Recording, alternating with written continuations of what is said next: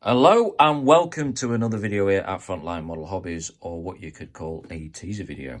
Now, as we all know, it's the 80th anniversary of D-Day this year, and me and my good mate Lenny from RTB Models, we've decided to join the group.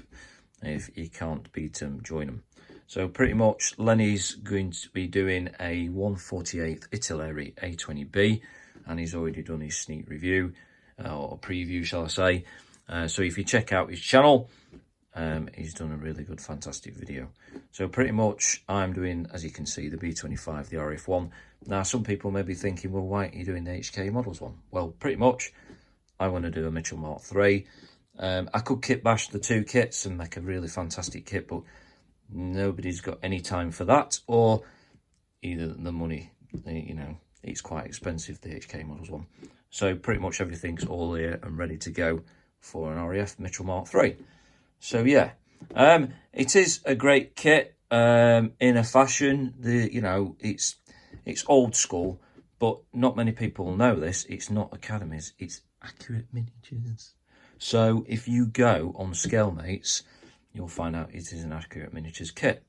Now, I could have done also an ICM B26 or Edard's new P51, the B version, but pretty much everybody and his man, woman and his dog is going to be building those kits.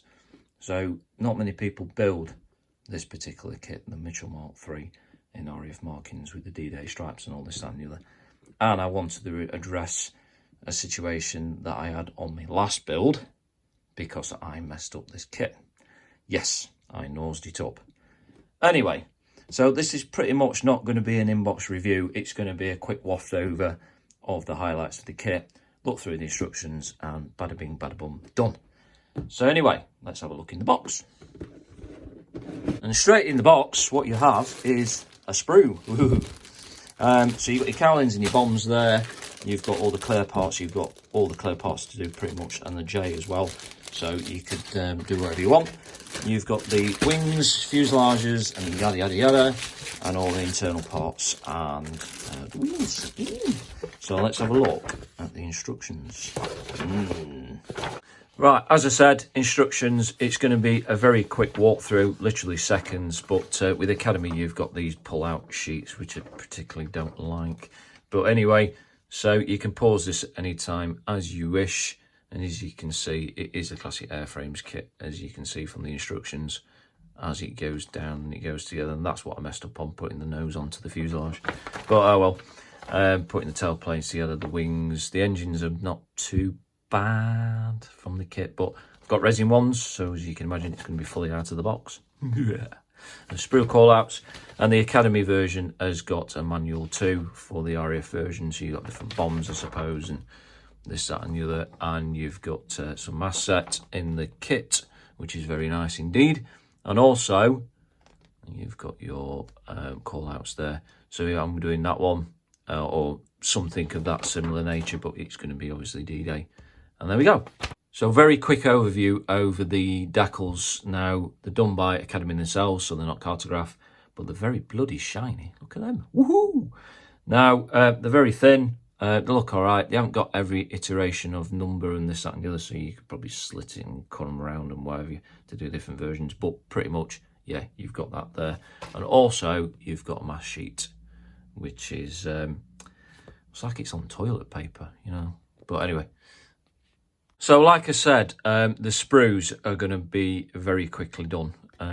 So I'm going to show you, obviously, the surface detail first. And as you can see, the rivet detail, the panel lining is spot on. You can't go wrong with that. It doesn't look too deep either. You've got some raised bits as well. So everything looks perfectly fine to me. The fuselage is exactly the same all the way down, even round to the edges around here. It goes all the way around top and bottom. So there's no missing bits whatsoever. All the bits internal, you've got bits for the cockpit there and the rear ammo bags. Yeah, very, very nicely done. Now, I think that the cowlings may be slightly wrong, but the cowlings. They look like cowlings, they operate like cowlings, so I'm not going to change them, to be honest with you. Internal Bombay segment there, which I think is totally fine. The one thing I suggest is to change the engines for resin ones, as you can see there. Now, don't get me wrong, they're all right in the box. You've got your HT leads going all the way around. At least I think that's what they are. And then you've got more detail on there, which is very nice. Nice detail on the tails. And the props aren't too bad either. Straight out of the box, you get away with them. So pretty much this kit is not going to be like singing and dancing compared to the HK Models one. You've got weight on wheels there, look. But I would replace them with resi ones because the tread pattern's a bit shite. But there is a lot of scope for a lot of detailing. You can stick your own wiring in there and stuff like that. So if you particularly like that sort of subject, this is the kit for you. Last but not least is the clear parts. And now you can see that you've got loads of different canopies pointed at the wrong one like a knob. That one, and that one. You've got the tail bit for the J. You've got the cannon arm version for the front. So pretty much you've got different noses and everything. So yeah, it's not all in the instructions, but if you go on Scale Makes, you'll find all the instructions for the different kits. So you could actually do a different version, just saying. So like I said, quick review, but I've got this book magazine as well by Aeroplane. And if you scroll through, and eventually you'll come to, and hopefully I won't go too far like a big knob, but he told you. Anyway, so you've got Blighty's Mitchells, which I thought was very poignant for my build and perfect. So it's got a nice article there, some nice pictures and whatsoever, and it tells you about the squadron's history. Well, there's 4 of them, I think, and this, that, and the other, and it tells all the other things. And yes, I can read. Anyway, that is that.